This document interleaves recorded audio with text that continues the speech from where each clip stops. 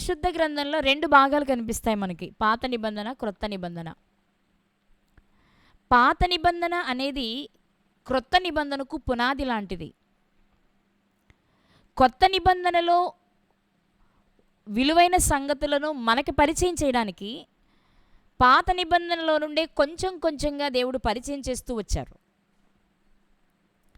అలాంటి విషయాలలో ప్రాముఖ్యమైన విషయం ఏంటి అంటే యాజకులను ఏర్పాటు చేయడం.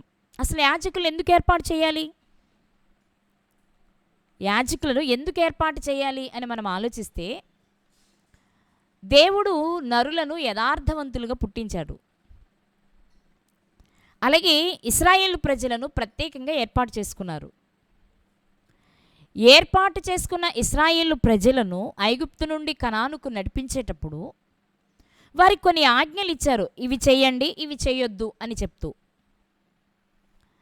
అవి వారు మీరినప్పుడు, దేవుడిచ్చిన ఆజ్ఞను వారు మీరినప్పుడు దేవునికి వారికి మధ్య ఉన్న బంధం తెగుతుంది. ఆ బంధాన్ని కలపడానికి దేవుడు ఏర్పాటు చేసిన వ్యవస్థే యాజకులు. యాజకులు అంటే ఎవరు అంటే దేవునికి మనుషులకు మధ్యవర్తులు. ఇంకా చెప్పాలి అంటే మనుషులను దేవుని దగ్గరకు నడిపించేవారు. అంటే మీకు చాలా విషయాలు తెలుసు కదా. యాజకులు చేసే పనేంటి అంటే, ఒక వ్యక్తి దేవుడిచ్చిన ఆజ్ఞను ఏదైనా మీరితే, అది మనం క్రొత్త నిబంధన చట్టం ప్రకారం పాపం అంటున్నాం. ఏదైనా సాహసించి ఒక పాపాన్ని చేస్తే ఆ పాపాన్ని పరిహరించుకోవడానికి దేవుడిచ్చిన సూచన ఏంటి అంటే, ఇగో నువ్వు చేసిన ఈ పాపానికి ఒక కోడెని తీసుకురా, ఒక మేకను తీసుకురా, ఒక ఆవును తీసుకురా, ఇగో ఈ తప్పిదానికి ఇగో దహన బలిస్తే సరిపోతుంది, లేక సమాధాన బలిస్తే సరిపోతుంది, పాప పరిహారార్థ బలి ఇస్తే సరిపోతుంది, దీన్ని ఇలా ఇవ్వాలి అని దేవుడు సూచనలు ఇచ్చారు. మరి ఆ బలి ఎవరివ్వాలి అన్నప్పుడు, తప్పు చేసిన వ్యక్తి, పాపము చేసిన వ్యక్తికి ఆ స్థితిలోనే ఉండే ఇవ్వడం కాదు, కానీ ఆ వ్యక్తి ఆ స్థితిలోంచి బయటకు రావడానికి పాపము చేయని వ్యక్తి ఆ బలిని ఇవ్వాలి. అప్పుడు దేవుడు దానిని అంగీకరించి పాపము చేసిన వ్యక్తి యొక్క పాపాన్ని పరిహరిస్తారు. అలానే మరి యాజకులు తప్పు చేయరా? వాళ్ళు మనుషులే కదా, వాళ్ళు చేస్తారు. వాళ్ళకు ఒక విధానాన్ని పెట్టారు దేవుడు, మనుషులందరికీ ఒక విధానాన్ని పెట్టారు. అంటే వెరసి యాజకుల పాత్ర ఏంటి అంటే, మనుషులు చేసిన తప్పిదమునకు లేక పాపమునకు పరిహారం చెల్లించాలనుకున్నప్పుడు చెల్లించుటకు, అంటే పరిహారాన్ని పాపే తీసుకువెళ్తాడు, కానీ దాన్ని దేవునికి సమర్పించడానికి ఒక పాపము లేని వ్యక్తి కావాలి. ఆ వ్యక్తులు ఎవరు అంటే యాజకులు అని చెప్పారు. మంచిది, యాజకులను అందుకోసం ఏర్పాటు చేసుకున్నారు, బాగానే ఉంది. కానీ మరి ఈ యాజకులుగా దేవుడు ఇష్టపడి ఏర్పాటు చేసుకున్న మోషే గారికి ఇవ్వకుండా అహరోను గారికి ఎందుకు ఇచ్చారు? మనకి తెలుసు, ముందుకు వెళితే అంటే గతంలో మనం చాలాసార్లు విన్నాం. అసలు మోషే అహరోను గారి కంటే ముందు లేవి గోత్రాన్ని ఎంచుకోవడానికి కారణం ఏంటి అంటే చాలాసార్లు విన్నాం. మనం ప్రారంభంలో విన్నాము, ఈ మధ్యకాలంలో అక్క చెప్పినప్పుడు విన్నాం, గతంలో చాలా పాఠాల్లో మనం నేర్చుకున్న విషయం ఏంటి అంటే, షిమ్యోను గారు, లేవి గారు దీనా గారి విషయంలో షెకెమును, హమోరు గారులను వారి ఊరి పురుషులందరినీ చంపేశారు. వేండ్రమైన కోపము కలిగిన వారే. అలాంటి తరుణంలో దేవుడు లేక యాకోబు గారికి కూడా వాళ్ళు నచ్చలేదు. వాళ్ళ కోపాన్ని చూసి ఆయన భయపడ్డారు. ఆయన దీవెనిచ్చే సమయంలో కూడా వాళ్ళు చేసిన తప్పిదాన్ని జ్ఞాపకం చేసి మరీ మాట్లాడిన సందర్భాలు మనకు తెలుసు. అయితే ఈ యాజక ధర్మాన్ని జరిగించటానికి ఒక గోత్రం కావాలి. ఈ 12 గోత్రాలలో ఒక గోత్రాన్ని నేను ఎంపిక చేసుకోవాలి అని దేవుడు అనుకున్నప్పుడు ఏ గోత్రాన్ని ఎంపిక చేసుకోవాలి అనుకున్నప్పుడు ఒక చిన్న విషయం జరిగింది. అదేంటి అంటే, మోషే గారు, యెహోషువ గారు ఆజ్ఞలు గల పలకలు తీసుకురావడానికి కొండ మీదకి వెళ్ళారు. వాళ్ళు తిరిగి వచ్చేలోపు క్రిందున్న వారంతా ఒక దూడను చేసుకొని దాన్ని ఆరాధించడం ప్రారంభించారు. ప్రారంభించినప్పుడు దానికి సహకరించిన వ్యక్తి అహరోను గారు. బంగారం అంతా తీశారు, ఒక దూడను చేశారు, చక్కగా విందు చేసుకున్నారు, పండగ చేసుకుంటున్నారు. ఆ సమయంలో క్రిందికి వచ్చిన తర్వాత మోషే గారి పరిస్థితులన్నీ చక్కగా గమనించారు. వీళ్ళంతా విచ్చలవిడిగా ఉన్నారు, వీళ్ళ పరిస్థితి ఏం బాగాలేదు అనుకున్నారు. వెంటనే ఎందుకు నువ్వు ఇలా చేసావని అహరోను గారిని అడిగారు. అహరోను గారు, నీకు తెలుసు కదయ్యా వీళ్ళంతా దుర్మార్గులు అనే విషయాన్ని చెప్పారు. ఇవన్నీ అయిపోయిన తర్వాత జరిగిన విషయం ఏంటి అంటే, ఒక మాట చూపిస్తాను, అంటే మీకు తెలిసిందైనా మనకి సందర్భం వచ్చింది కాబట్టి. నిర్గమాకాండం 32వ అధ్యాయము, నిర్గమాకాండము 32వ అధ్యాయము 26వ వచనం నుండి చదువుకుందాం. 26వ వచనం నుండి. అందుకు మోషే పాళెము యొక్క ద్వారమున నిలిచి, యెహోవా పక్షమున ఉన్న వారందరూ నా యొద్దకు రండి అనగా, లేవీయులందరూ అతని యొద్దకు కూడి వచ్చిరి. అందరూ భయంకరమైన స్థితిలో ఉన్నప్పుడు మోషే గారు అంటున్నారు, యెహోవా పక్షమున ఉన్న వారంతా ప్రత్యేకంగా ప్రక్కకు రండి, నా దగ్గరికి రండి అన్నప్పుడు అందరికీ అవకాశం ఉంది, కానీ లేవీలు మాత్రమే వచ్చినట్లుగా మనం ఈ వచనంలో చదువుకుంటున్నాం. కాబట్టి 12 గోత్రాల ప్రజలలో నుండి యెహోవా పక్షముగా నిలబడడానికి ఒక గోత్రం వారు బయటకు వచ్చారు, ప్రత్యేకించబడ్డారు. వారే లేవీ గోత్రికులు. కాబట్టి యాజక ధర్మాన్ని చేయడానికి, యాజకులుగా పనిచేయడానికి దేవుడు లేవీ గోత్రికులను ఎంపిక చేసుకున్నారు. ఇక్కడ మీరు గుర్తించవలసిన విషయం ఏంటి అంటే, 12 గోత్రాల వారిని పిలిచారు మోషే గారు. యెహోవా పక్షముగా నిలవాలనుకున్న వారందరూ రండి అనేది ఒకరిద్దరిని మాత్రమే కాదు, అందరినీ పిలిచారు. ఇశ్రాయేలీలందరినీ పిలిచారు. అందరూ రాలేదు, కానీ అందరిలో నుండి ఒకరు మాత్రమే తమను తాము ప్రత్యేకపరుచుకొని యెహోవా పక్షముగా నిలవాలి అనుకుని బయటకు వచ్చారు. వారే లేవీలు. కాబట్టి లేవీలను ప్రత్యేకపరుచుకున్నారు దేవుడు. వీళ్ళు నా తరపున నిలబడగలరు వీళ్ళు, కాబట్టి వీళ్ళను యాజక ధర్మం చేయడానికి వీళ్ళని నేను ఏర్పాటు చేసుకుంటున్నాను అని లేవీలను ఏర్పాటు చేశారు. రైట్. అంటే లేవీ గోత్రికులను యాజక ధర్మం చేయడానికి దేవుడు ఏర్పాటు చేసుకున్నారు. లేవీ గారికి 3 కుమారులు, గెర్షోను, కహాతు, మెరారి. 3 కుమారులకు 3 రకాల పనులను అప్పగించారు. ఒక్కొక్కరికి ఒక్కొక్క పని అప్పగించారు. వీళ్ళల్లో మళ్ళా లేవీ కుమారులైన ఆ 3 మరలా ప్రధాన యాజకులుగా ఉండడానికి కహాతు వంశస్థులను ఎంపిక చేసుకున్నారు. కహాతు వంశంలో కూడా అమ్రాము గారిని ఏర్పాటు చేసుకున్నారు. అమ్రాము గారిలో కూడా ఆయనకు పుట్టిన 3 పిల్లలను ఏర్పాటు చేసుకున్నారు. ఆ 3లో కూడా అహరోను గారిని ప్రత్యేకపరుచుకున్నారు. అంటే ఒక పని దేవుడు చేయించుకోవాలి అనుకున్నప్పుడు ది బెస్ట్ అనుకున్నది సెలెక్ట్ చేసుకుంటారు ఆయన. దానికి చాలా ప్రణాళిక ఉంటుంది ఆయనకి. లేవీ గోత్రాన్ని ఎంపిక చేసుకున్న దగ్గర నుండి లేవీ గారి 3 కుమారులు, అందులో కహాతు గారికి 4 కుమారులు, అందులో అమ్రాము గారికి 2 కుమారులు, 1 కుమార్తె, అందులో అహరోను గారిని ఎంపిక చేసుకున్నారు. అంటే ఎంత ముందు చూపు దేవునిది ఆయన పని కొరకు ఏర్పాటు చేసుకునే వారి విషయంలో. ఎవరు పడితే వాళ్ళు వచ్చి పని చేస్తానంటే చేయొచ్చేమో, కానీ అది దేవునికి నచ్చకపోవచ్చు. ఆ పనిలో వారు మంచి ఫలితాన్ని చూడలేకపోవచ్చు. అదే దేవుడే ఏర్పాటు చేసుకున్న వ్యక్తులైతే చాలా వరకు బాగుంటుంది. కాబట్టి లేవీలను ఏర్పాటు చేసుకోవడానికి కారణం ఏంటి అంటే, వారు యెహోవా పక్షమున ఉండడానికి ఇష్టపడ్డారు. బాగుంది. ఆ తర్వాత మరి కహాతు గారిని ఎందుకు ఎంచుకున్నారు, లేక అమ్రాము గారిని ఎందుకు ఎంచుకున్నారు అంటే, నాకు అనిపించిన అభిప్రాయం చెప్తాను ఇక్కడ మీకు. ముఖ్యంగా అమ్రాము గారిని ఎంపిక చేసుకోవడం వెనుక దేవుని యొక్క ఉద్దేశము ఏంటి అంటే మనకు తెలియదు, కానీ నాకు అనిపించిన అభిప్రాయం ఏంటి అంటే, యోకేబెదు గారిని బట్టి దేవుడు అమ్రాము గారిని ఎంచుకొని ఉండుంటారేమో. ఎందుకు అంటే, అమ్రాము యోకేబెదు గారులకు జన్మించిన 3 బిడ్డలే అహరోను, మోషే, మిరియాము గారులు. 3 కూడా దేవునికి ఉపయోగపడే వారిగా పెంచగలిగింది ఆ తల్లి. ఇక్కడ తండ్రి పాత్ర లేదని నేను చెప్పట్లేదు, కానీ మనకు తెలుసు కదా, మోషే గారి గురించి చాలాసార్లు మాట్లాడుకున్నాం మనం. ఏమని? ఆమె గర్భములో ఉన్నప్పుడు, పాలిస్తూ ఉన్నప్పుడు మోషే గారికి ఎన్నో విషయాలు నేర్పించారు. కాబట్టే వయసు వచ్చి సింహాసనం ఎక్కే సమయం వచ్చేటప్పటికి నాకు సింహాసనం వద్దు అనగలిగారు. అంటే కారణం తల్లి నేర్పించి ఉండాలి అని కదా. అలాంటి తల్లులు చాలామంది మనకు తెలుసు. ఒక హన్నా గారిని చూస్తాం మనం, అలాగే ఒక యునికే గారిని చూస్తాం మనం, అలాగే యునికే గారి తల్లి అయిన లోయి గారిని చూస్తాం మనం. ఇలాంటి తల్లులు చాలామంది ఉన్నారు.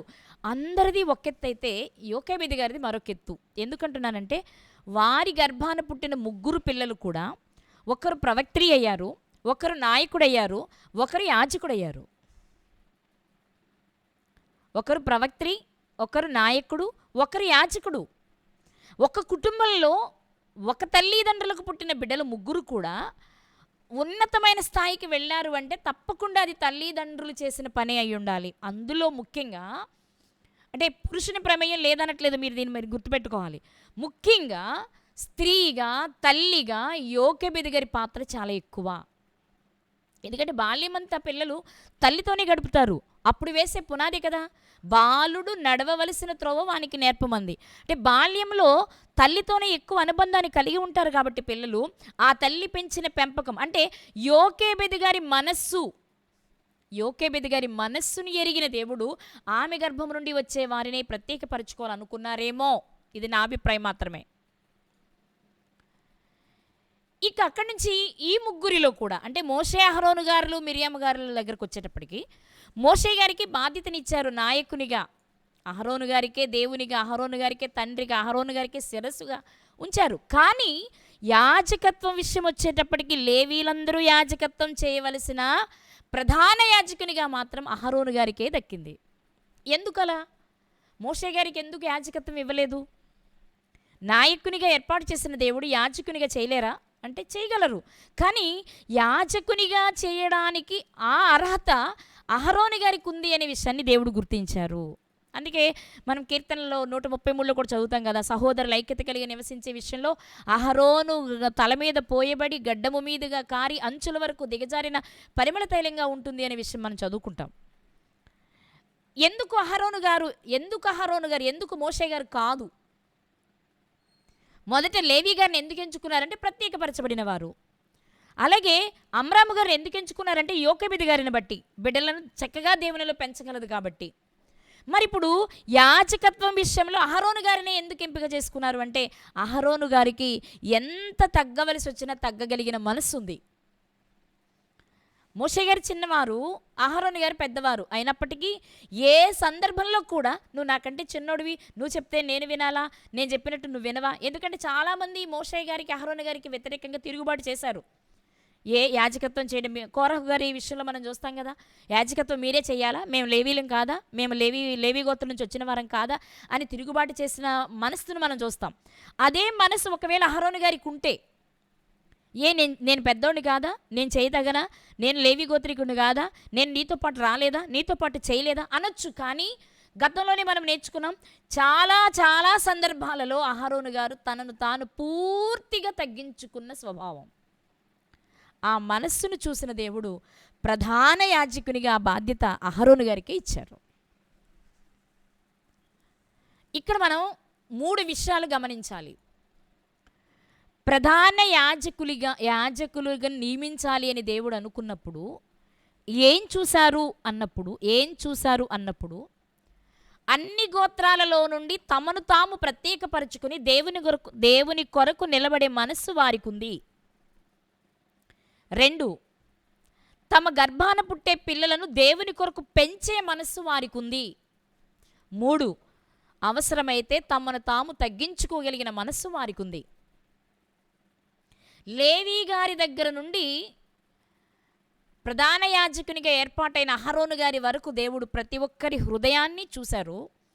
అందులో నుంచి ఒక్కొక్కరిని లేవి గారికి 3 ఉన్నారు. గెర్షోన్ గారిని ఎంచుకోలేదు, మెరారి గారిని ఎంచుకోలేదు, కహాతు గారినే ఎంచుకున్నారు.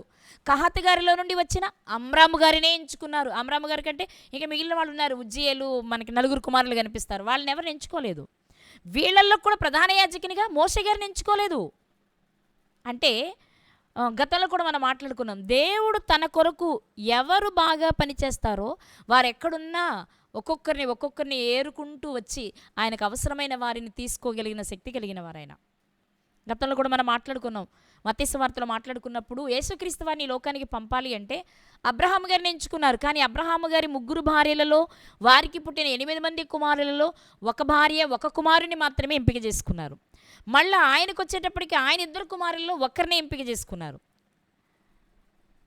యాకోబు గారిని. యాకోబు గారికి వచ్చేటప్పటికి యూదా గారిని ఎంపిక చేసుకున్నారు. ఇలా ఎంతమంది ఉన్నా వాళ్ళల్లో ఆయన మనస్సుకు నచ్చిన వారిని ఎంపిక చేసుకున్నట్లుగా మనం చూస్తాం. ఇది మనకి ప్రతి సందర్భంలో కనబడుతూనే ఉంటుంది.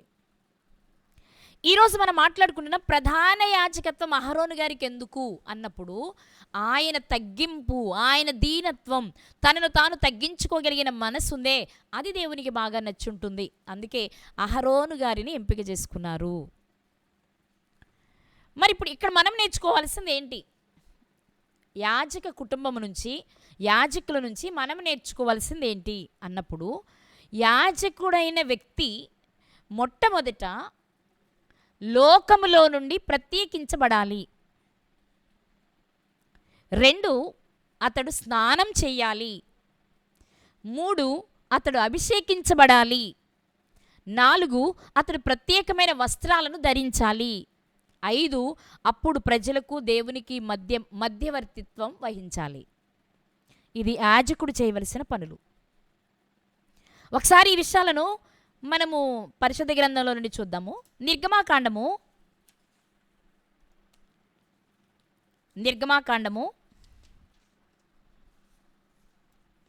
29వ అధ్యాయము 29వ అధ్యాయాన్ని చూడటానికి ముందు ఒకసారి 28వ అధ్యాయాన్ని చూద్దాం, తర్వాత అక్కడికి వెళ్దాం. నిర్గమాకాండము 28వ అధ్యాయము మొదటి వచనాన్ని చదువుకుందాం. మరియు నాకు యాజకత్వము చేయుటకై నీ సహోదరుడైన అహరోనును అతని కుమారులను, అనగా అహరోనును అతని కుమారులైన నాదాబును, అబీహును, ఎలియాజరును, ఈతామారును ఇశ్రాయేలీలలో నుండి నీ యొద్దకు పిలిపింపుము. మీరు మొట్టమొదటి గుర్తించవలసిన విషయం ఏంటి అంటే, దేవుని పని చేయాలి అనుకునేవారు పైనుండి దిగిరారు. మనుషులలోనే ఉంటారు, సమాజంలోనే ఉంటారు, లోకంలోనే ఉంటారు, కానీ వారు లోకములో నుండి ప్రత్యేకించబడతారు. నాకు యాజకత్వం చేయడానికి నీ సహోదరుడైన అహరోన్ని అతని కుమారులను ఇశ్రాయేలీలలో నుండి పిలిపించు అన్నారు దేవుడు. మనం ముందు చూసింది కూడా అదే. లేవీలు ఇశ్రాయేలీలలో నుండి ప్రత్యేకించబడిన వారు. మొదటి విషయం ఏంటి అంటే, దేవుని పని చేయాలి అంటే, ఒక వ్యక్తి నమ్మకమైన పని చేయాలి అంటే, ఈ లోక సంబంధమైన ఏ ప్రతిఫలాన్ని ఆశించకుండా పని చేయాలి అంటే, లోకంలో నా చుట్టూ ఉన్నవారు ఇలాగే ఉన్నారు కదా అనుకోకుండా, లోకం ఎలా ఉన్నా వారు మాత్రం అందులో నుండి ప్రత్యేకించబడాలి. ఇంకా చెప్పాలంటే ప్రతిష్ఠించబడాలి. ఇది మొదటి పని. మరి అలా ప్రత్యేకించబడిన వారిని ఏం చేయాలి, ఏం చేశారు మోషే గారు అని చదివితే, ఇప్పుడు 29వ అధ్యాయంలోనికి వద్దాం. నిర్గమాకాండము 29వ అధ్యాయము 29వ అధ్యాయము మొదటి వచనాన్ని చదివి 4వ వచనం దగ్గరికి వెళ్ళిపోదాం. మొదటి వచనాన్ని చదివి 4వ వచనం దగ్గరికి వెళదాం.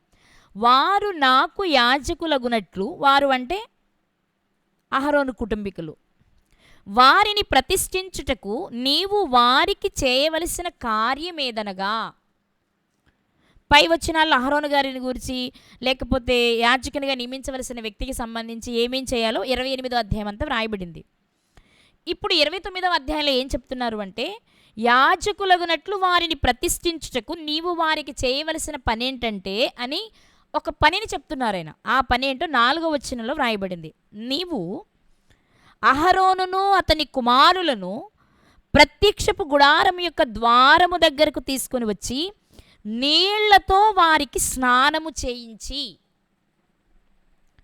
యాజకునిగా ఉండాలి అనుకునే వ్యక్తి, లేక యాజకునిగా నియమించబడే వ్యక్తి మొట్టమొదట లేవీలలో నుండి ప్రత్యేకించబడ్డారు. లేకపోతే క్షమించాలి, ఇశ్రాయేలీలో నుండి ప్రత్యేకించబడ్డారు. 2, ప్రత్యేకించబడిపోయాం కాబట్టి ఇక మేము యాజకత్వం చేసేస్తామంటే కుదరదు. వాళ్ళు మొట్టమొదట స్నానం చెయ్యాలి. స్నానం చెయ్యాలి. స్నానం చేయించారు మోషే గారు. ప్రత్యక్ష గుడారం దగ్గరికి తీసుకుని వచ్చి అక్కడ వారికి స్నానం చేయించారు. అంటే యాజకుడయ్యే వ్యక్తి చేయవలసిన రెండవ పని ఏంటి అంటే స్నానం చెయ్యాలి. ఇక మూడవ పని ఏంటి అంటే ఇదే 29వ అధ్యాయం 7వ వచనం. మోషే గారికి చెప్తున్నారు కదా, యాజకులుగా అహరోను కుటుంబీకులను ప్రతిష్ఠించాలంటే నువ్వు చేయవలసిన పని ఏంటి అంటే మొదట స్నానం చేయించు. రెండవ పని ఏంటి అంటే 7వ వచనంలో రాయించారు ఆయన, అభిషేక తైలము తీసుకుని అతని తల మీద పోసి అతన్ని అభిషేకించవలెను. మూడవ పని ఏంటి అంటే అభిషేకం జరగాలి. దేనితో? అభిషేక తైలముతో. ముందు గుంపులో నుంచి బయటకొచ్చి వచ్చిన వారు స్నానం చేసి చేసిన వారు తైలము చేత అభిషేకించబడితే వాళ్ళు యాజకులు అవ్వడానికి అవకాశం ఉంది. ఇంతేనా? స్నానం చేసి అభిషేకం జరిగితే సరిపోతుందా అంటే ఇంకొన్ని పనులు ఇచ్చారు వాళ్ళకి. అవేంటి అంటే 28వ అధ్యాయము నిర్గమాకాండము, అంటే చాలా చోట్ల ఉంటుందిలేండి, మీకు దగ్గరగా ఉంటుందని ప్రక్కన చెప్తున్నాను నేను. లేదు అంటే మీరు ఇక్కడ కూడా 29లో కూడా చదవచ్చు, కానీ నేను మీకు ఎక్కడ చూపిస్తాను. 28వ అధ్యాయము 2వ వచనం, అతనికి అలంకారమును ఘనతయు కలుగునట్లు నీ సహోదరుడైన అహరోనుకు ప్రతిష్ఠిత వస్త్రములు కుట్టవలెను. అహరోను నాకు యాజకుడగునట్లు నీవు అతని ప్రతిష్ఠించుదువు. ఇక్కడ తైలముతో అభిషేకించిన తర్వాత జరుగుతున్నది ఏంటి అంటే అతని కొరకు ప్రతిష్ఠిత వస్త్రాలు కుట్టాలి. ఆ వస్త్రాలు ఏంటి అంటే మనకు తెలుసు కదా, ఏఫోదు, చొక్కా, పాగా, దట్టి. 4వ వచనంలో మీరు చదివితే పతకము, ఏఫోదు, నిలువుటంగి, విచిత్రమైన చొక్కాయి, పాగా, దట్టి వారు కుట్టవలసిన వస్త్రాలు. ఇవి ప్రతిష్ఠిత వస్త్రాలు. పైనుండి నిలువుటంగి వేసుకోవాలి, దానిపైన చొక్కా వేసుకోవాలి, తలకు పాగా పెట్టుకోవాలి, నడుముకు దట్టి కట్టుకోవాలి, ఈ రొమ్ము పైన పతకాన్ని పెట్టుకోవాలి. ఈ పతకంలో 12 రాళ్ళు, 12 మంది ఇశ్రాయేలు గోత్రకర్తల పేర్లు ఉంటాయి, మీకు తెలుసు. ఇక్కడ విషయం ఏంటి అంటే ఒక వ్యక్తి యాజకుడు అవ్వాలి అంటే ప్రజలందరిలో నుండి ప్రత్యేకించబడి స్నానం చేసి తైలము చేత అభిషేకించబడి ప్రతిష్ఠిత వస్త్రాలు ధరించుకున్న తర్వాత యాజకత్వం చేయాలి. ఇవి మీకు తెలిసిన విషయాలే, కానీ నేను కొంచెం మీకు అర్థమయ్యేలా సింప్లిఫై చేసి చెప్తున్నాను అంతే. ఇలా చేస్తే ఆ వ్యక్తి చేసే పనులు లేదా ఆ వ్యక్తి ద్వారా చెల్లించే బలులు దేవుని మనస్సును ఆకర్షిస్తాయి. ఈ పాపి మారడానికి అవకాశం ఉంటుంది. యాజకుడైన వ్యక్తి నేను లోకంలో బ్రతుకుతున్నాను కాబట్టి లోకంలోనివన్నీ చేస్తూ ఉంటాను, ఇది కూడా చేస్తాను అంటే కుదరదు. లేకపోతే దేవుడు నన్ను ప్రత్యేకపరిచారు కాబట్టి నేను స్నానం చేయకపోయినా పర్వాలేదు అన్నా కుదరదు. స్నానం ఎలాగో చేశాను కదా, మళ్ళీ స్నానం చేశాక మళ్ళీ నూనె పోసుకోవడం ఏంటి, చిరాగ్గా జిడ్డుగా ఉంటుంది, వద్దు అంటే కుదరదు. పోనీ అది కూడా చేశాను కదా, మళ్ళీ ప్రతిష్ఠిత వస్త్రాలు ధరించుకోవడం ఏంటి అంటే కుదరదు. ఇవన్నీ కలిగి ఉండి బలి అర్పిస్తేనే అది యాజకుడు చేసే పని అవుతుంది. అప్పుడు మాత్రమే దేవుడు ప్రసన్నుడవుతాడు.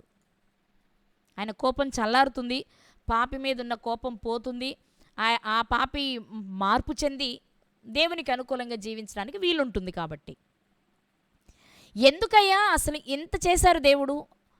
ఎందుకు అహరోను గారిని, లేకపోతే అమ్రాము గారిని, అది కాకపోతే కహాతు గారిని, అది కాకపోతే లేవి గారిని ఎందుకు ఎంపిక చేసుకున్నారు అని అడిగితే బైబిల్ గ్రంథం చెప్పిన ఒక మంచి మాట మనకు తెలుసు కదా, ఒకసారి చూద్దాం. అయినప్పటికీ హెబ్రీలకు రాసిన పత్రిక 10వ అధ్యాయము 1వ వచనం. హెబ్రీలకు రాసిన పత్రిక 10వ అధ్యాయము 1వ వచనం.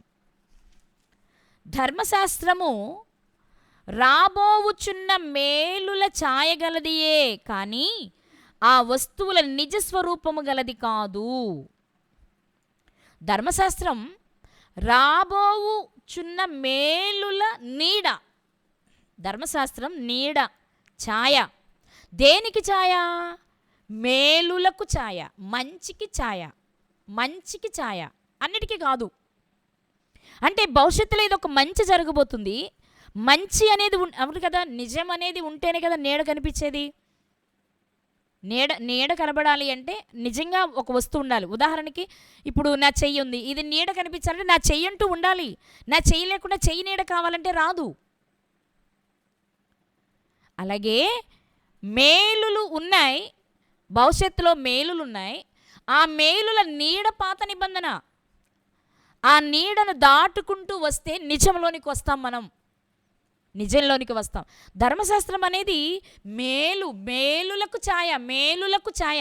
అంటే ధర్మశాస్త్రం కూడా మేలే చేస్తుంది మనకి. ధర్మశాస్త్రం వలన పాపం మనగా ఎలా తెలిసింది? పాపాన్ని తెలిపింది కాబట్టి అది మంచిది కాదు అనుకోవడానికి లేదు. అది తెలిపింది కాబట్టి పాపం నుండి ఎలా బయటపడాలని మనం ఆలోచించగలుగుతున్నాం. దానికి ఉన్న మార్గాన్ని వెతుక్కుని బ్రతకడానికి అవకాశం ఉంది మనకి. కాబట్టి ధర్మశాస్త్రము అనేది కానీ లేక పాత నిబంధనలోని విషయాలు కానీ మనం తీసుకున్నప్పుడు ఎందుకయ్యా అవన్నీ అంటే, మీకొక నిజాన్ని చూపించాలి అంటే ముందు మీకు నీడను చూపిస్తే అప్పుడు నీడను పట్టుకుని మీరు నిజం దగ్గరికి రావడానికి వీలుంటుంది. కాబట్టి ఇంకా మీకు అర్థం కావాలి అంటే ఒక మాట చెప్తాను. యేసుక్రీస్తు ప్రభువారు తన జీవిత దినములన్నిట ఏ ప్రసంగం చేసిన ఉపమానము లేకుండా ఆయన బోధించలేదు. ఎందుకు ఉపమానం? ఉపమానం అనేది దేనికి అంటే నిజాన్ని చూపించడానికే. మనకు కనపడనిది, మనకు తెలియనిది మనం ఊహించుకోవడం కష్టం కాబట్టి తెలిసిన దానిని చూపిస్తూ తెలియని దాని దగ్గరికి తీసుకుని వెళ్ళేది. అందుకే ఆయన ఉపమానాలు చెప్పేవారు. ఇప్పుడు భవిష్యత్తులో నిజమైన ప్రధాన యాజకుడు ఒక ఆయన వస్తారు. ఆయన ఎలా ఉంటారు, ఆయన ఏం చేస్తారు అనేది ఒకేసారి మీరు తెలుసుకోవడం కష్టం కాబట్టి పాత నిబంధనలో నుండే మనకి యాజకులను పరిచయం చేస్తూ వచ్చారు. అలాని పరిచయం చేస్తూ కూడా ఎవరో ఒకరిని సెలెక్ట్ చేసుకోలేదు. ఆయన ప్రత్యేకపరుచుకుని వారిని ప్రత్యేకమైన వారినిగా ఏర్పాటు చేసి ఒక ప్రత్యేకమైన పనికి నియమించారు. అయినా ఇంకా చెప్పాలంటే అయినా ఎంత ప్రత్యేకించబడిన ఒకటి చిన్న లోపాలు పాత నిబంధనలో చెప్పబడిన యాజకుల మధ్య ఉంటాయేమో, కానీ మన కొరకు వచ్చిన క్రొత్త నిబంధనకు చెందిన ప్రధాన యాజకుడైన యేసుక్రీస్తు వారిలో అయితే అవి లేవు.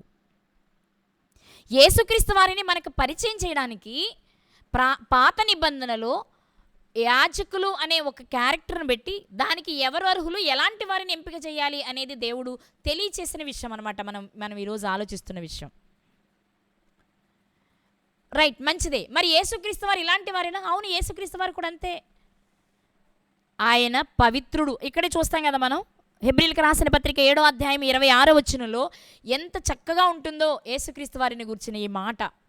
ఒకసారి చూద్దాం. హెబ్రీయులకు రాసిన పత్రిక 7వ అధ్యాయం 26వ వచనం. పవిత్రుడును నిర్దోషియు నిష్కల్మషుడును పాపులలో చేరక ప్రత్యేకముగా ఉన్నవాడు, లోకమంతా పాపముతో నిండిపోయిన తాను మాత్రం పాపము చేయకుండా ప్రత్యేకముగా ఉన్నవాడు, ఆకాశ మండలము కంటే మిక్కిలి హెచ్చైన వాడునైనా ఇట్టి ప్రధాన యాజకుడు మనకు సరిపోయినవాడు. ఈ ప్రధాన యాజకుడు కూడా ఎలా ఉన్నాడు? ప్రత్యేకంగా ఉన్నాడు, పవిత్రుడుగా ఉన్నారు. ఆయన బాప్తిస్వం తీసుకున్నారు, ఆయన పరిశుద్ధాత్మను పొందుకున్నారు, ఆయన జాగ్రత్తగా బ్రతికారు. మీరు దేన్ని తీసుకోండి అహరోను గారి జీవితంలో నుండి ఒక విషయాన్ని, ప్రతి మంచి విషయం యేసుక్రీస్తు వారిలో కనిపిస్తుంది. ఇంకా చెప్పాలంటే ఏదైనా చిన్న చిన్న పొరపాట్లు అహరోను గారిలో కనబడతాయేమో, కానీ యేసుక్రీస్తు వారిలో లేవు. ఎందుకంటే నిజమున్నంతగా అన్నీ, అంటే నీడ అనేది పూర్తిగా ఇలాగే ఉంది అని చెప్పలేం కదా. మన నీడే చూసుకుందాం. మన షేప్ కనబడుతుంది కానీ అందులో ముక్కే ఏ సైజులో ఉంది, కన్ను ఏ సైజులో ఉంది, కన్ను ఏ రంగులో ఉందో నీడలో కనిపించదు. కథ ముక్కుంది అనుకోవడానికి, కన్నుంది అనుకోవడానికి కనబడుతుంది తప్ప అది ఏ రంగులో ఉంది, ఎంత సైజులో ఉంది, అందరిలానే ఉందా, ఇది చిన్నగా ఉందా, పెద్దగా ఉందా, ఎర్రగా ఉందా, నల్లగా ఉందా, నీడలో కనబడదు, నిజంలో కనిపిస్తుంది. అందుకే పాత నిబంధనలోని యాజకుడు నీడైతే క్రొత్త నిబంధన చట్టం ప్రకారం వచ్చిన ప్రధాన యాజకుడైన క్రీస్తు నిజం. అందుకే ఆయన గురించి వ్రాయబడిన అమూల్యమైన మాట, ఇలాంటి ప్రధాన యాజకుడు మనకు సరిపోయినవాడు. రైట్, ఇప్పుడు యేసుక్రీస్తు వారు మనకి ప్రధాన యాజకుడు. మరి ఆ క్రీస్తును ధరించిన మనము కూడా యాజకులము, రాజులమే కదా. మనము రాజులము యాజకులమే కదా. యేసుక్రీస్తు వారు కూడా మీరు ఆ విషయాన్ని గమనిస్తే పాత నిబంధనలో న్యాయాధిపతులను తీసుకోండి, రాజులను తీసుకోండి, యాజకులను తీసుకోండి, ప్రవక్తలను తీసుకోండి, మీరెవరు తీసుకున్న వారందరూ యేసుక్రీస్తుకు లేక వారందరికి మించి యేసుక్రీస్తు వారు ఉంటారు. యేసుక్రీస్తులో ఒక న్యాయాధిపతిని చూస్తాం, యేసుక్రీస్తులో ఒక రాజును చూస్తాం, యేసుక్రీస్తు వారిలో ఒక యాజకుని చూస్తాం, యేసుక్రీస్తు వారిలో ఒక ప్రవక్తను చూస్తాం కదా. అన్నీ అక్కడేమో ఒక్కొక్క క్యారెక్టర్కి ఒక్కొక్క గుంపుని మనం చూస్తాం, ఇక్కడేమో అందరినీ కలిపి ఒక్కటేగా చూస్తాం యేసుక్రీస్తు వారిని. మరి ఇప్పుడు యేసుక్రీస్తు వారు పాపులలో చేరక ప్రత్యేకంగా బ్రతికారు, ఆయన పాపము చేయకపోయినా బాప్తిస్మం తీసుకున్నారు, ఆయన పరిశుద్ధాత్మను కలిగి అన్ని పనులు జరిగించారు, ఆయన ప్రత్యేకమైన వస్త్రాలను ధరించుకునే జీవించారు కదా. ఇప్పుడు ఆ క్రీస్తును ధరించుకున్న మన పరిస్థితి ఏంటి? మనమెవరివి? మన పరిస్థితి ఏంటి? ఒకసారి ఆలోచన చేద్దాం. మనం కూడా తెలిసిన విషయమే. ఒకసారి చూద్దాం. పేతురు గారు రాసిన మొదటి పత్రిక 2వ అధ్యాయము 9వ వచనంలో నుండి చదువుకుందాం. పేతురు గారు రాసిన మొదటి పత్రిక 2వ అధ్యాయము 9వ వచనం. అయితే మీరు చీకటిలో నుండి ఆశ్చర్యకరమైన తన వెలుగులోనికి మిమ్మును పిలిచిన వాని గుణాతిశయములను ప్రచురము చేయు నిమిత్తము ఏర్పరచబడిన వంశమును, రాజులైన యాజక సమూహమును, పరిశుద్ధ జనమును, దేవుని సొత్తైన ప్రజలునై ఉన్నారు. మనం కూడా ఎలాంటి వారమట? చీకటిలో నుండి వెలుగులోనికి వచ్చిన ప్రత్యేకించబడిన జనము, లోకములో నుండి దేవుని యొద్దకు వచ్చిన ప్రత్యేకించబడిన జనము కదా. చీకటిలో నుండి ఆశ్చర్యకరమైన తన వెలుగులోనికి వచ్చిన వారం. మరి మనమేం చేయాలి? చీకటిలో ఉన్న వారిని వెలుగు యొద్దకు నడిపించాలి. ఒక వ్యక్తి చీకటిలో ఉన్నాడు, ఆ వ్యక్తిని వెలుగు దగ్గరికి నడిపించాలి అంటే నిజమైన వెలుగైన క్రీస్తుని గూర్చి కానీ, ఆ వెలుగును పంపిన తండ్రిని గూర్చిన వారి గుణాలను గూర్చి, వారి గొప్పతనాన్ని గూర్చి మనం పాపములో ఉన్న వ్యక్తికి చెప్పగలగాలి. అలా చెప్పాలి అంటే, ఇంకా చెప్పాలంటే రాజులైన యాజక సమూహంగా ఒక వ్యక్తికి సువార్తను ప్రకటించే పని మనం చేయాలి అంటే, పాత నిబంధనలోని ప్రధాన యాజకులను ఏర్పాటు చేయడానికి వారు ఏ లక్షణాలను కలిగి ఉన్నారో మనం అవన్నీ కలిగి ఉండాలి. ఒకటి, లోకములో నుండి మనం ప్రత్యేకించబడాలి. నేను పాపిని అని గుర్తించి నా పాపమును కడిగి వేసుకోవాలనే ఆలోచన నీకు మొదట రావాలి. ఇక్కడ చీకటిలో నుండి వెలుగులోనికి మనల్ని పిలిచారు ఒక ఆయన, మనం వచ్చాం. రాక మునుపేం జరిగింది? మనం లోకంలో ఉన్నాం, మనం పాపంలో ఉన్నాం, మనం చీకటిలో ఉన్నాం, మనం స్నానం చేయలా, మనము అభిషేకించబడలా, మనకి ప్రతిష్ఠిత వస్త్రాలు తొడగబడలా. ఇప్పుడు మనం అవన్నీ ధరించుకోవాలి అంటే మనం ఏం చేయాలి? మొట్టమొదట మనం ఎందుకు పుట్టామో అని ఆలోచించుకొని మనం ఏం చేయాలి అనే విషయాన్ని మనం గ్రహిస్తే మనం చేయవలసిన పని ఏంటి అంటే, నేను ఈ సమాజం మధ్యలోనే ఉండాలి, కానీ వారు చేసే పనులు నేను చేయకూడదు, వారు మాట్లాడే మాటలు నేను మాట్లాడకూడదు, వారికి భిన్నంగా కదా. అపోస్తల కార్యాల పేతురు గారు ప్రసంగం చేస్తూ చెప్తారు, మూర్ఖులకు ఈ తరము వారికి వేరై మీరు జీవించాలి అని చెప్పారు. లోకమంతా మూర్ఖంగా ఉంది, వాళ్ళకి ఎంతసేపు లోక సంబంధమైన జ్ఞాన సంబంధమైన రుజువులు కావాలి, లోక సంబంధమైన రుజువులు కావాలి. అలా కాదు, నువ్వు ప్రత్యేకించబడాలి. నువ్వు ఒక యాజకునిగా నశించిపోతున్న నీ సహోదరుడికి, నీ దేవునికి మధ్య నువ్వు ఒక మధ్యవర్తిగా, యాజకునిగా మనం ఉండాలి అంటే మొట్టమొదటి మనం చేయవలసిన పని కూడా లోకములో నుండి మనము బయటకు రావాలి. మూర్ఖులకు తరము వారి నుండి మనం వెలుపలికి రావాలి. రెండో పని ఏంటి అంటే, ఎప్పుడైతే నేను పాపిని గ్రహించి బయటకు వస్తావో, బయటకు వచ్చిన నీవు చేయవలసిన రెండవ పని స్నానం చెయ్యాలి. వారెక్కడ? ప్రత్యక్షపు గుడారం దగ్గర స్నానం చేయించారు మోషే గారు. మరి మనం ఎక్కడ? అందరికీ రుజువు అవ్వాలి, మనం ప్రత్యేకించబడుతున్నామని, మనం రక్షణ పొందామని నలుగురికి తెలియాలనే కదా. పాపములను దేవుడు క్షమించేస్తారు, కానీ అందుకు సాదృశ్యమైన బాప్తిసాన్ని మనం ఎందుకు తీసుకుంటున్నాం ఈరోజు? అందరికీ తెలియాలి, అందరి ముందు చెయ్యాలి. ఇగో ఈ దినము నుండి ఇతను ప్రత్యేకించబడిన వాడు, ఇతను ప్రత్యేకమైన పని చేయడానికి నిర్ణయించబడిన వాడని అర్థం కావాలి. అంటే లోకములో నుండి బయటకు వచ్చిన మనము వెంటనే పునర్జన్మ సంబంధమైన స్నానము లేక బాప్తిస్మాన్ని తీసుకోవాలి. మరి బాప్తిసం తీసుకుంటే సరిపోతుందా అంటే, ప్రతిష్ఠించబడాలి అంటే అభిషేక తైలముతో అభిషేకించబడాలి. మరి అభిషేక తైలముతో ఎలా అభిషేకించబడతాం? అభిషేక తైలంతో పాత నిబంధనలు ఎవరెవరు అభిషేకించబడ్డారు అంటే రాజులు, యాజకులు, ప్రవక్తలు కూడా. మరి ఇప్పుడు మనం ఎలా అంటే అభిషేకించబడటం అంటే ఏంటి అంటే తైలముతో పోయబడి ప్రతిష్ఠించడం అంటే వాక్యపు పరిభాషలో ఆధ్యాత్మిక కోణంలో పరిశుద్ధాత్మను పొందుకోవడం. మీరు గమనిస్తే పాత నిబంధనలు కూడా మనం చూస్తాం. సౌలు గారికి అభిషేకం చేసిన వెంటనే, లేకపోతే దావీదు గారికి అభిషేకం చేసిన వెంటనే వారి మీదికి దేవుని ఆత్మ వచ్చి అద్భుతమైన కార్యాలు చేశారు. అభిషేకించబడిన తర్వాత ఆత్మను పొందుకున్నారు. ఇప్పుడు క్రొత్త నిబంధనలో అభిషేకము అంటేనే ఆత్మను కలిగి ఉండడం. అంటే లోకములో నుండి వచ్చిన నీవు స్నానం చేసి అంటే బాప్తిస్మాన్ని తీసుకున్న తర్వాత పరిశుద్ధాత్మని వరమును పొందుకుంటావు. మరి పొందుకున్న తర్వాత ఏం చేయాలి? ప్రతిష్ఠిత వస్త్రాలు ధరించాలి. ఏ వస్త్రాలండి? ప్రతిష్ఠిత వస్త్రాలు. ఏఫోదు నిలువుటంగి ధరించాలి, తలకు పాగా పెట్టుకోవాలి, నడుముకు దట్టి కట్టుకోవాలి. అప్పుడు ఒక ప్రత్యేకమైన వ్యక్తిగా నువ్వు కనబడతావు. ఓ, అతన్ని చూడగానే ఇతని యాజకుడు అనేలా. అలాగే అన్నిటికి మించి రొమ్ము మీద మనకు కనిపిస్తుంది పతాకము. ఈ పతకం పెట్టుకోకపోతే అతని యాజకుడని మనం గుర్తించలేం. గుర్తించాలి అంటే ఉండాలి. అలాగే మరి మనము అంటే ఈరోజు చీకటిలో నుండి వెలుగులోనికి వచ్చిన క్రీస్తును కలిగిన ప్రధాన యాజకుడైన క్రీస్తును కలిగిన యాజకులమైన మనము చేయవలసిన పని ఏంటి అంటే లోకంలో నుండి వచ్చాం, బాప్తిస్మం తీసుకున్నాం, పరిశుద్ధాత్మను పొందుకున్నాం. ఆ తర్వాత మనం చేయవలసిన పనులు ఏంటి అంటే ఎఫెసీయులకు రాసిన పత్రిక 6వ అధ్యాయము. ఎఫెసీయులకు రాసిన పత్రిక 6వ అధ్యాయము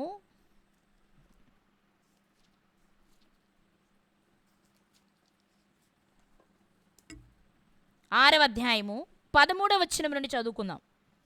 లేదా 10 నుండి చదువుకుంటే బాగానే ఉంటుంది, కానీ చాలా వచనాలు కదా, చదవనా? ఒకసారి 10 నుండి చదువుకుందాం. అయితే తుదకు ప్రభు యొక్క మహాశక్తిని బట్టి ఆయన యందు బలవంతులై ఉండుడి. మీరు అపవాది తంత్రములను ఎదిరించుటకు శక్తిమంతులగునట్లు దేవుడిచ్చు సర్వాంగ కవచమును ధరించుకునుడి. పాత నిబంధనల యాజకుని చూస్తే నిలువుటంగి, పైన చొక్క, పాగా, దట్టి పైనుండి కింద వరకు కనిపిస్తాయి, మొత్తం కప్పేసి కవర్ చేస్తూ కదా. అలాగే ఇక్కడ కూడా అపవాదిని ఎదిరించే వారిగా మనం ఉండాలి అంటే బాప్తిస్మం తీసుకున్నప్పుడు అపవాదిని ఎదిరిస్తేనే కదండి బాప్తిస్మం తీసుకున్నాం అనుకోవద్దు. బాప్తిస్మం తీసుకున్నా గర్జించు సింహం వల్ల ఎవరేం రింగుదునా అని వెతుకుతూనే ఉంటాడు ఆఖరి క్షణం వరకు, మన ఆఖరి క్షణం వరకు, వాడి ఆఖరి క్షణం వరకు కూడా. కాబట్టి ఆ అపవాది తంత్రాలను మనం ఎదిరించాలి అంటే దేవుడిచ్చు సర్వాంగ కవచాన్ని ధరించుకోవాలి. అహరోను గారికి కూడా ప్రతిష్ఠిత వస్త్రాలు కుట్టించమని ఎవరి దగ్గర తీసుకోవాలి, ఎలా కుట్టించాలో ఆ జ్ఞానాత్మ పూర్ణులైన వారిని ఎంపిక చేశాడు దేవుడు. వారితో పిలిపించే వారితోనే నేయించమన్నాడు ఆ ఏఫోదుని. ఇక్కడ మనం చూస్తే ఇక్కడ కూడా దేవుడిచ్చు సర్వాంగ కవచమును ధరించుకోవాలి అని చెప్తూ 13వ వచనం వచ్చేటప్పటికి మీరు ఆపద్దినమందు వారిని ఎదిరించుటకును సమస్తమును నెరవేర్చిన వారై నిలువబడుటకును శక్తిమంతులగునట్లు దేవుడిచ్చు సర్వాంగ కవచమును ధరించుకొనుడి. ఏలయనగా మీ నడుమునకు సత్యమును దట్టి. అక్కడ ప్రధాన యాజకునికి దట్టి కట్టారు నడుముకి. ఇప్పుడు మనము యాజకులమైన మనము సత్యము అని దట్టిని కట్టుకోవాలి. అసత్యానికి తావులేదు. యాజకులమైన మనము నేను బాప్తిస్మం తీసుకున్నానండి, నేను పరిశుద్ధాత్మను పొందుకున్నానండి, నేను లోకల్లో ఉన్న లోకస్తులతో బ్రతకట్లేదండి అని సరిపెట్టుకుంటే కుదరదు. నీ నడుమునకు సత్యము అని దట్టి ఉండాలి. ఇంతకీ నడుమంటే ఏంటి మరి? నడుమంటే ఇప్పుడు అహరోను గారంటే భౌతికంగా నడుముకి దట్టి కట్టుకున్నారు. మరి మనము సత్యము అనే దట్టి అంటే సత్యం అని రాసుకుని దాన్ని మన నడుము కట్టుకోవాలంటే బైబిల్ చెప్పింది ఒకసారి మీకు చూపిస్తాను. ఎలా కట్టుకోవాలి, దేన్ని కట్టుకోవాలని చెప్పారు అంటే ఇక్కడే చూస్తాం. పేతురు గారు రాసిన మొదటి పత్రిక 1వ అధ్యాయము 13వ వచనం. పేతురు గారు రాసిన మొదటి పత్రిక 1వ అధ్యాయము 13వ వచనం. కాబట్టి మీ మనస్సు అను నడుము కట్టుకుని అంటే సత్యము అనే దట్టి దేనికి కట్టాలి అంటే మనసుకు కట్టాలి. లేకపోతే ఏమవుద్ది? అది ఎక్కడెక్కడో ప్రయాణాలు చేసి వస్తుంది, ఏవేవో ఆలోచిస్తుంది, ఏవేవో చెడ్డ తలంపులతో మునిగిపోద్ది. అవి జరగకుండా ఉండాలి అంటే ఆ మనస్సుని నువ్వు సత్యం అనే దట్టితో కట్టేయాలి. నీ మనస్సు అనే నడుమును సత్యము అనే దట్టితో కట్టుకోవాలి.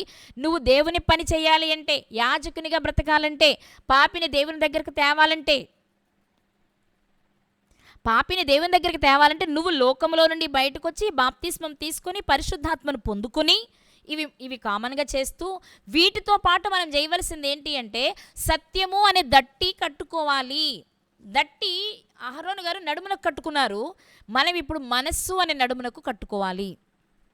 అలాగే మరొక విషయాన్ని మనం ఆలోచన చేస్తే, పాదములకు సమాధాన సువార్త వలన సిద్ధ మనస్సును జోడు తొడుగుకొని నిలవబడాలి.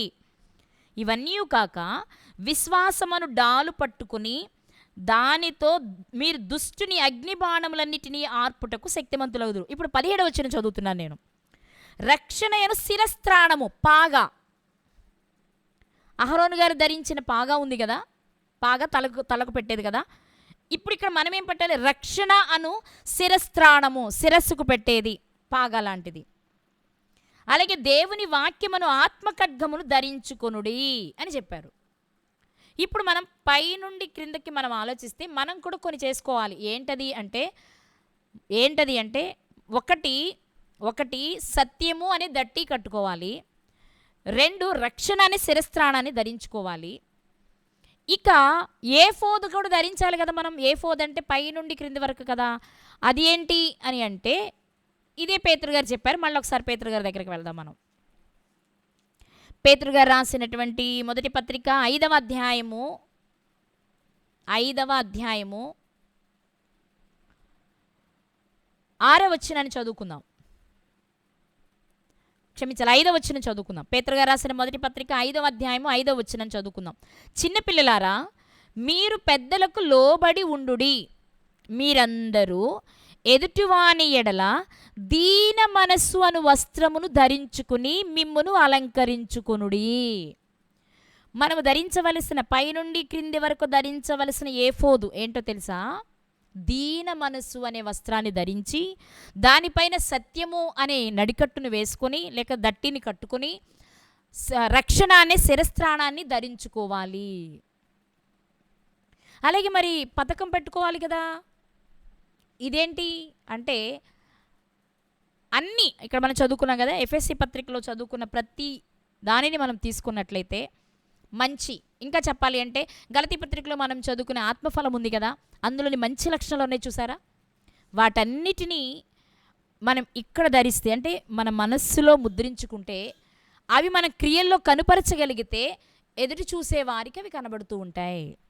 అప్పుడు వీళ్ళు రక్షించబడిన వాళ్ళు, వీళ్ళు వాక్యం చెప్తే బాగుంటుంది, వీళ్ళు వాక్యం చెప్తే వినబుద్ధి అవుతుంది, వీళ్ళు వాక్యం చెప్తే రక్షించబడటానికి అవకాశం ఉంది అనే ఆలోచన ఎదుటి వారికి కలుగుతుంది. ఒక విషయాన్ని మనం ఈ రాత్రి ఆలోచించగలిగినట్లయితే, మనము ఎందుకు ఈ లోకంలోనికి వచ్చాము, మరణించే లోపు మనం ఏం చేయాలనే విషయం మనకు తెలియాలి అంటే, మనము ఎలా బ్రతకాలో తెలియజేయడానికి పాత నిబంధనలో అనేక రకాలైన క్యారెక్టర్స్ని ఆయన చేసి వారి జీవితాలను మన ముందు పెట్టి, ఇదిగో ఈ క్యారెక్టర్ నుంచి నువ్వు ఇది నేర్చుకొని బ్రతకాలి, ఇదిగో ఈ క్యారెక్టర్ కలిగిన ఈ వ్యక్తిలోని ఈ మంచిని చూసి నువ్వు ఇలా బ్రతకాలి అని దేవుడు తెలియచేస్తూ వచ్చారు. అందులో ఒక ప్రాముఖ్యమైన క్యారెక్టర్ ఏంటి అంటే, లేకపోతే దాన్ని ఏమన్నా తెలుగులో ఆ లక్షణం లేక ఆ గుణము లేక ఆ పాత్ర ఏంటి అంటే యాజకుడు. ప్రధాన యాజకుడు యేసుక్రీస్తును కలిగిన మనము ఎలా ఉండాలి అంటే, లోకంలో నుండి ముందు బయటకు వచ్చేయాలి. ఆవేశంలో వస్తాం, వాక్యం వినేటప్పుడు వస్తాం, రక్షించబడాలి అని కోరుకున్నప్పుడు వచ్చేస్తాం. కానీ మళ్ళీ స్లోగా ఒక్కొక్కటిగా వెనక్కే వెళ్ళిపోతూ ఉంటాం. విసర్జించి వచ్చిన ఆచారాలు, విసర్జించి వచ్చిన అలవాట్లు, విసర్జించి వచ్చిన ఆనందాలు, వాటిని వెతుక్కుని మరలా దాని దగ్గరికి మనం వెళ్ళిపోతూ ఉంటాం. అది కుదరదు. యాజకునిగా నీవు దేవునికి నీ సహోదరులకు మధ్యలో నీవు ఉండాలి అంటే విసర్జించిన వాటి వైపుకి నువ్వు చూడకూడదు. 2, పునర్జన్మ సంబంధమైన స్నానం చేయాలి. క్రొత్త జన్మ అనుభవంలోనికి రావాలి. అది మనకు ఉచితంగా ఇవ్వబడిందే, దేవుని కృప వలన జరిగిందే. దాన్ని మనం పొందుకోవాలి. బాప్తిస్మం తీసుకుంటే సరిపోదు, పరిశుద్ధాత్మను పొందాలి. చాలామంది బాప్తిసాలు తీసుకుంటారు, కానీ పరిశుద్ధాత్మను పొందరు, దురాత్మను పొందుకుంటారు. అందుకే నిలబడలేరు, పడిపోతూ ఉంటారు. తీసుకున్న వెంటనే గమనిస్తాం, 1 నెల 2 నెలలు గడిచేటప్పటికే వాళ్ళలో మార్పు కనబడుతుంది. వాక్యం అంటే వాళ్ళకి ఇష్టం ఉండదు, వాక్యం కొరకు పరిగెత్తలేరు, శరీర సంబంధమైన వాటి కొరకు పరుగులు తీస్తూ ఉంటారు, లోక సంబంధంతో స్నేహం చేయడమే వారికి ఇష్టంగా అనిపిస్తుంది. ఏంటమ్మా ఇలా ఎందుకున్నావు, ఏంటయ్యా నువ్వు ఇలా ఎందుకున్నావంటే, ఏంటోనండి వాక్యం వినాలనిపించట్లేదు, ఎందుకు నాకు ఇంట్రెస్ట్ రావట్లేదు, చదవాలనిపించట్లేదు, అసలు నాకు అసలు చర్చికి వెళ్ళాలనిపించట్లేదండి అంటూ ఉంటారు. ఎందుకు ఆ మనసు వచ్చింది నీకు అంటే, నువ్వు బాప్తిస్మం తీసుకున్నావులే కానీ నీవు ప్రతిష్ఠించబడలేదన్నమాట, ప్రత్యేకించబడలేదన్నమాట, అభిషేక తైలం చేత అభిషేకించబడలేదన్నమాట, నీలోనికి పరిశుద్ధాత్మ రాలేదన్నమాట. పరిశుద్ధాత్మ వస్తే ఇంకా చదవాలి, ఇంకా చదవాలి, ఇంకా వినాలి, ఇంకా వినాలి, ఎవరికో ఒకరికి చెప్పాలి, ఎవరికో ఒకరికి అర్థమయ్యేలా చేయాలి, ఈ తపన మనకుంటుంది. అది మనకు లేదు అంటే మనలో పరిశుద్ధాత్మ పని చేస్తున్నారో లేదో మనకు అర్థమైపోద్ది. పరిశుద్ధాత్మ ఉంటే ఆకలి ఉంటుంది, ఆత్మ సంబంధమైన ఆకలి ఉంటుంది, అది తీర్చడానికి మన పరుగు ఉంటుంది. అంతేగాని లోక సంబంధమైన శరీర సంబంధమైన వాటి కొరకు మనం పరుగులెత్తాం. ఆత్మ సంబంధమైనది దొరుకుతున్నా దాన్ని విడిచి పరిగెత్తే వారికి అసలు ఉండం. అలా ఉన్నాము అంటే అర్థం ఆత్మ సంబంధమైన దానికంటే భౌతికమైన దానికి మనం విలువనిస్తున్నాము అంటే మనము బాప్తిస్మం తీసుకున్నప్పుడు ఏ ఆత్మను పొందుకున్నామో తెలుసుకోవాలి. బాప్తిస్మం అంటే వెళ్ళి మునగడం కాదు, అన్నీ ఎరిగి తర్వాత ఏం చేయాలో తెలిసి అలా బ్రతకగలిగి తీసుకుంటేనే దానికి విలువ. అప్పుడు మాత్రం అది సరి అయింది. కేవలం దేవుడు ఎవరో నాకు తెలిసిందండి, యేసుక్రీస్తు ఎవరో నాకు తెలిసిందండి, పరిశుద్ధాత్మ ఎవరో నాకు తెలిసిందండి, ఇక నాకు సత్యం తెలిసిందండి, నేను మునిగేస్తాను కాదు. మారు మనసు కావాలి, దేవునికి నచ్చిన మనస్సు నీలో కనబడాలి. అప్పుడు మాత్రమే ఆయన నీకు పరిశుద్ధాత్మను వరముగా ఇస్తారు. పరిశుద్ధాత్మను కలిగిన తర్వాత ఇక నేను అసలు నువ్వు పరిశుద్ధాత్మను కలిగి ఉన్నావో దురాత్మను కలిగి ఉన్నావో ఎదుటి వాళ్ళకు కూడా అర్థమవుతుంది. నువ్వు చేసే పనులు, నువ్వు మాట్లాడే మాటలను బట్టి, నువ్వు నడిచే నడవడికను బట్టి, నువ్వు దేనికి ఇంపార్టెన్స్ ఇస్తున్నావు, దేని కొరకు పరిగెడుతున్నావు, దేని కొరకు ప్రయాసపడుతున్నావు, నీ ప్రతి కదలికలో ఎదుటి వారికి కనబడుతూనే ఉంటుంది కదా. మనుషులకే కనబడుతుంటే హృదయాలను చూసే దేవునికి మన మనసు అర్థం కాదా? అప్పుడు మనకు అర్థమైపోద్ది మనలో పని చేస్తున్నది ఎవరు, మనలో పని చేస్తున్నది ఎవరు అనేది. పరిశుద్ధాత్మే మనలో పని చేస్తే తప్పకుండా రక్షణ అనే శిరస్త్రాణాన్ని కాపాడుకోవడానికి ప్రయత్నిస్తాం, మనస్సు అనే నడుమును సత్యంతో కట్టుకుని జాగ్రత్తగా బ్రతకడానికి ప్రయత్నిస్తాం, సమాధాన సువార్త వలన సిద్ధ మనసును జోడు తొడుగుకొని మన ప్రయాణాన్ని చేస్తాం, దీన మనసు అనే వస్త్రాన్ని లేక ఏఫోదును ధరిస్తాం. ఇవన్నీ మనం కలిగి ఉన్నప్పుడే మనము ఆ ప్రధాన యాజకునికి తగినటువంటి యాజకులుగా సమాజంలో ఉంటాం. ఆయన మనల్ని యాజకులుగానే చేశారు, మనల్ని ప్రతిష్ఠించాలనే కోరుకుంటున్నారు. కానీ 1, 2 చేసి ఇక చాలు నేను అన్నీ చేసేసినట్లే, ఇక నాకు పరలోకం సొంతం, యేసుక్రీస్తు వారి ప్రక్క సీటు నాదే అన్నట్లుగా మనం వెళ్ళిపోతున్న లోకంలోనికి కాదు. ఆ పరలోకాన్ని స్వతంత్రించుకోవాలంటే ఇది సరిపోదు. ఏదో గుర్తొచ్చినప్పుడు 4 వచనాలు చదువుకోవడం, అవకాశం వచ్చినప్పుడు ఏదో ఒక ప్రసంగం చేయడం, ఎవరైనా కుదిరితే 4 మాటలు చెప్పడం కాదండి. అదే తపనతో బ్రతకాలి, అదే ఆలోచనతో బ్రతకాలి, అదే ఆవేశంతో బ్రతకాలి. అదే కదా అపోస్తలులు చేసిన పని. యేసుక్రీస్తు వారు ఎలా వచ్చారో అపోస్తలులు అలాగే వచ్చారు కాదా? సమస్తాన్ని విడిచిపెట్టేసి అలా ధనవంతులై కూడా ఆయన సమస్తాన్ని అలా విడిచిపెట్టి ప్రత్యేకించబడి వచ్చారు. మేము అన్నీ వదులుకొని వచ్చాం కదా ప్రభువా అని అడిగారు వాళ్ళు. ఈరోజు దేవుడు మనకి జ్ఞాపకం చేస్తున్న విషయం ఏంటి అంటే, నీవు దేవుని పని చేసి నీవు ఒక యాజకునిగా బ్రతకాలనుకుంటే, సువార్తను ప్రకటించడానికి వెళ్లే ముందు నువ్వు చేయవలసిన పని ఏంటో తెలుసా? వాక్యం అంటే నీకు ఇష్టం ఉంటుందా? చెప్పేటప్పుడు నువ్వు చెప్పే పరిస్థితి అయితే మాత్రమే నువ్వు కూర్చుంటావా? ఎవరైనా చెప్పేటప్పుడు వినాలంటే నీకు బోరా? వినడానికి ఇష్టపడలేదా? బయటికి వెళ్ళిపోతున్నావా? ఎవరైనా చెప్పడం అయితే అసలు రావట్లేదా? కాదండి, ఎవరు చెప్పినా వినాలి, ఎంత చెప్పినా వినాలి. దానికి ఒక టైం పెట్టుకోవడం కాదు, లేకపోతే నీ పనులన్నీ చక్కబెట్టుకొని ఖాళీ ఉంటే వాక్యం వింటాను కాదు. అలా అయితే పరలోకం చాలా చాలా దూరంగా ఉంటుంది మనకి. పరలోకం కొరకు ప్రయాసపడిన భక్తుల జీవితాలను మీరు చూడండి, వాళ్ళు ఎంత త్యాగాలు చేశారండి, ఎలాంటి త్యాగాలు చేశారండి. మీకు మాట చెప్తానండి, యాజకుడు అంటేనే ప్రాణంతో చెలగాటం. ఎక్కడ చిన్న పొరపాటు జరిగిన మరణమే మరణమే మరణమే కదా. అన్యాగ్ని తెచ్చారు నాదాబు అబీహులు, ఏమైపోయారు? మరణించారు. యాజకుడు అంటే సాధారణమైన విషయం కాదు. ఎక్కడైనా చిన్న లోపం జరిగితే ప్రాణంతో చెలగాటం ఉంటుంది. ఇదన్నీ తెలుసు వాళ్ళకి. ఈరోజు మనకి తెలుసు, కానీ అందరూ చూస్తున్నారు. నేను మాత్రమే బాప్తీసం తీసుకోలేదని తీసుకుంటున్నావా? పరిశుద్ధాత్మ రాలేదు కాబట్టే నువ్వు దేవుని కొరకు బ్రతకలేకపోతున్నావు. పరిశుద్ధాత్మ రాలేదు కాబట్టే సువార్తను ప్రకటించడానికి పరిగెత్తలేకపోతున్నావు. పరిశుద్ధాత్మ నీలో పని చేయట్లేదు కాబట్టే ఎన్ని మాటలు చెప్పినా, ఎన్ని గద్దింపు మాటలు నువ్వు విన్నా, ఎంతగా నిన్ను ప్రేరేపిస్తున్నా, దేవుడు నీ మనసుని ఎంతగా ఆలోచింపచేస్తున్నా, దాన్ని ప్రక్కన పెట్టి హృదయాన్ని కఠినం చేసుకుని బ్రతుకుతున్నాం. కారణం ఏంటో తెలుసా? మనం పరిశుద్ధాత్మను పొందుకోవాలి, దురాత్మను పొందుకున్నాం కాబట్టి. కొంతమందిని చూస్తే అనిపిస్తుంది, వీళ్ళు రక్షించబడక మునిపే బాగున్నారండి. క్రమంగా వాక్యం వినడానికి వచ్చేవాళ్ళు బాప్తీసం తీసుకున్న తర్వాత మొత్తం గోడిపోయిందనిపిస్తూ ఉంటుంది. కారణం ఏంటో తెలుసా? వారు బాప్తిస్మం తీసుకున్నప్పుడు పొందవలసిన పరిశుద్ధాత్మను పొందలేకపోయారు కాబట్టి. ఈరోజు దేవుడు మనతో మాట్లాడుతున్న విషయం ఏంటో తెలుసా? నీవు ఒక అభిషేకించబడిన వ్యక్తిగా ఎవరి చేయి నిన్ను తాకకుండా ఉండాలి అంటే, రెండవ మరణానికి నువ్వు వెళ్లకుండా ఉండాలి అంటే, రెండవ మరణానికి వెళ్ళిపోతున్న వారిని కొందరు నీవు రక్షించాలి అంటే, నీవు ఒక యాజకునిగా బ్రతకాలంటే మొదట లోకములో నుండి బయటకు రా, స్నానం చెయ్యి, ఆత్మను పొందుకో, ఆపాదమస్తకం ఏఫోదును ధరించు, దీన మనస్సు అనే ఏఫోదును ధరించు, అలాగే మనస్సు అనే నడుమును సత్యంతో కట్టుకో, రక్షణ అనే తలపాగాను పెట్టుకో. ఇప్పుడు నీవు లోకంలోనికి వెళ్తూ ఉంటే నీ హృదయం నిండిన దానిని బట్టి నీ నోటి వెంట వస్తున్న మధురమైన మాటలు వింటున్నప్పుడు, మధురమైన మాటలంటే లాలించి బుజ్జగించేవనే కాదండి, తప్పును సరిచేసేవి కూడా అద్భుతమైన అమృతమైన మాటలు. అవును, అది మనుషులుగాను లోకంలో ఉన్నప్పుడు దాని రుచి అర్థం కాదు. కానీ నిజంగా ఆత్మ సంబంధంగా వచ్చినప్పుడు ఒక గద్దింపు చాలా ఇష్టంగా అనిపిస్తుంది. ఒక గద్దింపు, ఓకే, దేవుడు నన్ను ప్రేమించబట్టే కదా ఈ గద్దింపును నాకు ఇచ్చారు, ఆయన గద్దించకపోతే అదే తప్పులో నేనుంటే నరకానికి వెళ్ళిపోతాను కదని ఒక ఆలోచన ఉందే.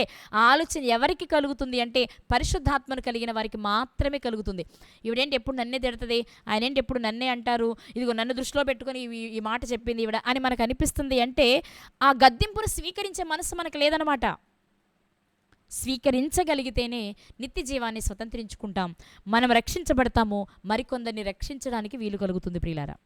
కాబట్టి ఒకసారి మనం ఆలోచిస్తే ప్రధాన యాజకులు లేక యాజకులు అనే ఆ పాత్రను పాత నిబంధనలో దేవుడు ఎందుకు పరిచయం చేశారు అంటే, క్రొత్త నిబంధనలో క్రీస్తు చేయాలి, క్రీస్తు తర్వాత ఆయన సహోదరులుగా, ఆయన అనుచరులుగా మనము యాజకులుగా ఎలా బ్రతకాలో మనకు నేర్పడానికి నిజమైన మేలు ఇది. కాబట్టి దీనిని ముందుగానే పరిచయం చేయడానికి పాత నిబంధనలు యాజకులను పరిచయం చేశారు ఆయన. కానీ వాళ్ళు క్రొత్త నిబంధన యేసుక్రీస్తు వారి కాలం వచ్చేటప్పటికి వారి బ్రతుకుల్లో మార్పు వచ్చేసింది. ప్రధాన యాజకులే కదా యేసుక్రీస్తు వారిని చంపడానికి ప్రయత్నం చేసిన వారు. ఈరోజు మనం అలా ఉండకూడదు. ఈ కాలం అంటే యేసుక్రీస్తు వారి కాలం నాటి పరిసయ్యుల్లా, శాస్త్రుల్లా, ప్రధాన యాజకుల్లా మనం ఉండకూడదు, సద్దుకాయలా మనం ఉండకూడదు. కానీ మనం ఎలా బ్రతకాలని దేవుడు కోరుకున్నారో, ఎలా బ్రతకాలని మనకు ఆయన విషయాలు నేర్పించారో వాటిని కలిగి బ్రతికే వారిగా మనం ఉండాలి ప్రియులారా. ఈ రాత్రి దేవుడు మనల్ని సూటిగా అడుగుతున్న ప్రశ్న, బాప్తిస్మం తీసుకొని మీట్లో ఉన్న వారితో దేవుడు అడుగుతున్న ప్రశ్న, మీరు నిజమైన ప్రధాన యాజకులుగా ఉన్నారా లేక యాజకులుగా ఉన్నారా? క్రీస్తు మీ ప్రధాన యాజకునిగా ఉన్నాడా? ఆయనకు తగిన యాజకులుగానే మనం ఉన్నామా? లోకంలో నుంచి ప్రత్యేకించబడ్డామా? ఏదో బాప్తిసం మాత్రమే తీసుకున్నా కానీ రోజు లోకస్తులతో కూర్చొని లోక సంబంధమైన విషయాలే మాట్లాడుకుంటున్నామా? పేరుకు మాత్రమే బాప్తిస్మం తీసుకున్నామా? ఎదుటి వారిని క్షమించలేకుండా, ఎదుటి వారిని ప్రేమించలేకుండా, ఎదుటి వారికి సహాయం చేయలేకుండా, పొరుగు వారిని ప్రేమించలేకుండా, ప్రేమించవలసి వస్తే నా వల్ల కాదు అనే స్థితిలో ఉంటే నువ్వు తీసుకున్న బాప్తిసం వలన ఎలాంటి ప్రయోజనం లేదు, ఎలాంటి ప్రయోజనం లేదు. నువ్వు అలాంటి మనసు కలిగి ఉన్నావంటే నీలోకి అసలు పరిశుద్ధాత్మే రాలేదు. పరిశుద్ధాత్మ రాకుండా సహోదరుని నువ్వు ప్రేమించలేవు, శత్రువును అస్సలే ప్రేమించలేవు. కానీ ఇవన్నీ చేయగలిగారండి అహరోను గారు. ఆ రోజు తన తమ్ముడిని ప్రేమించాడు. చాలా రోజుల తర్వాత, నేను గతంలో మాట్లాడాను, మీకు వీలైతే తర్వాత వినండి, యూట్యూబ్లో మనకు ఉంటుంది. చాలా దినాల తర్వాత తమ్ముడు కనిపించగానే ఎదురు వెళ్ళి ఆయనే కౌగిలించుకొని ముద్దు పెట్టుకొని చాలా అసలు ఎంత ప్రేమను కనపరిచారు. అరే నాకంటే చిన్నోడు కదా, మమ్మల్ని ఏదో ఉద్ధరిస్తాడంటే ఇక్కడ హత్య చేసి పారిపోయాడు, ఇక్కడ వాళ్ళందరికీ మమ్మల్ని ఇది చేశాడు, మేము ఎన్ని కష్టాలు పడ్డాం వాడి వల్ల. ఆ మనసు లేదు అహరోను గారికి. చాలా ప్రేమించారు మోషే గారిని. ఏ సందర్భంలో కూడా మోషే గారికి వ్యతిరేకంగా మాట్లాడిన ఆనవాళ్ళు కనిపించదు అహరోను గారి జీవితంలో. అందుకే దేవుడు ఎంచుకున్నారు. ఈ రాత్రి యాజకులుగా మనం ఉండాలి అంటే ఒక యాజక కుటుంబాన్ని మనకు పరిచయం చేశారు ఆయన. లేవీలనే ఎందుకు ఎంచుకున్నారు? అమ్రాము గారినే ఎందుకు ఎంచుకున్నారు? అహరోను గారినే ఎందుకు ఎంచుకున్నారు? అహరోను గారిని ప్రత్యేకపరిచినప్పుడు మోషే గారు చేసిన పనేంటి అని చూసినప్పుడు ఇవన్నీ మన జీవితంలో మనకు ఉండాలి కాబట్టి దేవుడు వ్రాయించిచ్చారు ప్రియులారా. ఇవి మనకున్నాయా? వీటిని కలిగే మనం బ్రతుకుతున్నామా? మన సహోదరుల కోసం ప్రార్థించే మనసు కలిగిన వారిగానే మనం ఉన్నామా? కదా, యాజకుడు ఏం చేయాలి? ధూపం వేయాలి. అంటే ప్రార్థన అనే ధూపాన్ని మనం వేయగలగాలి కదా. మన సహోదరుల కోసం వేస్తున్నామా లేదా? ఎలా ఉన్నాం? మన స్థితి ఎలా ఉంది? మనలో పరిశుద్ధాత్మ పనిచేస్తున్నారా లేదా? మనం తీసుకున్న బాప్తిస్మం సరైనదా కాదా? లోకంలో నుండి మనం ప్రత్యేకించబడ్డామా లేదా? మన ఆపాదమస్తకం, సర్వాంగ కవచం ఎలా ఉంది అనేది ఒకసారి చూసుకుందాం. బాగుంటే కొనసాగించుకుందాం, లోపాలుంటే సరిచేసుకుందాం, దేవునికి నచ్చినట్లుగా బ్రతుకుదాం. మన ప్రధాన యాజకుడు అన్ని రకాలుగా మనకు సరిపోయినవాడు కదా, ఆయన కూడా మన గురించి అలాగే చెప్పగలగాలి. వీళ్ళు నాకు సరిపోయిన వారు, నా పరువును దక్కించేవారు, నా పరువును నిలిపేవారు, నాకు సరిపడిన వారు వీళ్ళు అని మనలను చూసి, ముఖ్యంగా రక్షించబడిన వారిని చూసి ఆయన అనగలగాలి. అలా ఉన్నామా లేదా? ఒకసారి మనల్ని మనం చూసుకుందాం. ఒకవేళ లోపంగా ఏవైనా ఉంటే సరిచేసుకుందాం, దేవునికి నచ్చినట్లు బ్రతుకుదాం, పరలోకాన్ని స్వతంత్రించుకుందాం. అలాంటి కృప దేవుడు మనందరికీ దయచేయునుగాక.